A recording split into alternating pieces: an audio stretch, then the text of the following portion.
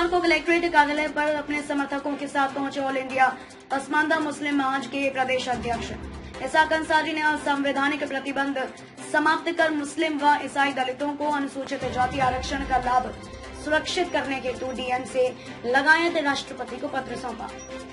दिए गए पत्र में उन्होंने कहा कि स्वतंत्रता प्राप्ति के बाद भारतीय संविधान 1949 में समाज के कमजोर, वंचित और पिछड़े दलित समाज को उनका शैक्षिक और सामाजिक स्तर ऊंचा करने के उद्देश्य से पूर्व की भांति पैसे के आधार पर संविधान की अनुसूची में सम्मिलित कर उन्हें विधान मंडलों, सरकारी नौकरियों और शैक्षणिक संस्थाओं में आरक्षण की सुविधा प्रदान की गई है।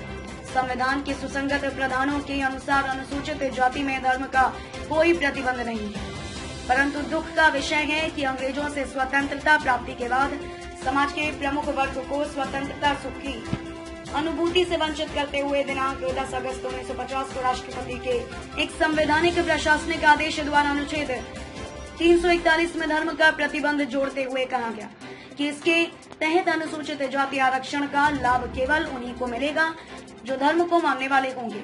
सिख समुदाय ने सरकार पर दबाव बनाकर 1956 में अपने दलित वर्ग को उसमें शामिल कर लिया तथा 1990 की विश्वनाथ प्रताप सिंह सरकार ने बहुत दलितों को भी उसमें शामिल कर दिया। परंतु विडंबना यह है कि अनुसूचित जाति आरक्षण की जो सुविधाएं हिंदू, सिख और बौद्ध धर्म को मानने वाले धोबी, मोची, बंजारा, नट, मेहतर, शिल्पकार आदि को मिल रही है, उसमें मुस्लिम और ईसाई दलितों को इससे वंचित कर दिया गया है, जो कि संविधान की समता और समानता एवं धर्म, जाति, रंग, भेद, क्षेत्र के भेदभाव से मुक्ति के मौलिक अधिकार का घोर उल्लंघन है। आज मुल्क आजाद हुआ।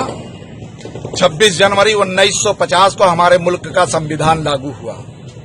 10 महीने बाद ही प्रेसिडेंशियल रूल के तहत 10 अगस्त 8 महीने बाद 10 अगस्त 1950 को पाबंदी लगा दी गई कि सिर्फ हिंदू दलितों को ही आरक्षण का लाभ मिलेगा, जबकि 1933 में जो अनुसूची बनी थी उसमें तमाम मजहब के लोग शामिल थे। किसी तरह की मजहबी पाबंदी नहीं थी। लेकिन 10 अगस्त 1950 को 8 महीने बाद ही मुल्क का संविधान लागू होने के बाद दलित उस पर आरक्षण लगा दिया गया कि सिर्फ हिंदू दलितों को मिलेगा। 1956 में सिख दलितों को अमेंडमेंट के जरिए शामिल कर लिया गया।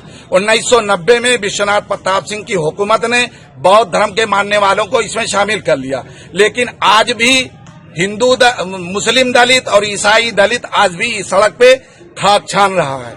हमारी ये मांग है आदरणीय माननीय प्रधानमंत्री से कि आपका नारा है सबका विकास, सबका विश्वास, सबका हाथ, सबका विश्वास, सबका विकास।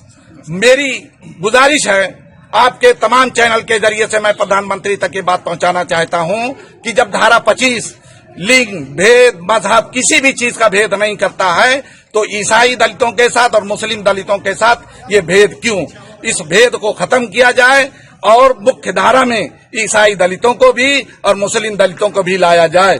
आज इस मांग के साथ हम लोग सदर जमहूरिया हिंदुस्तान, मुख्य चीफ जस्टिस ऑफ इंडिया और प्रधानमंत्री को ज्ञापन देने के लिए डीएम महोदय के जरिए से हम देने के लिए आए हैं। राष्ट्रपति को दे रहे हैं, प्रधानमंत्री को नहीं, तीनों लोगों को।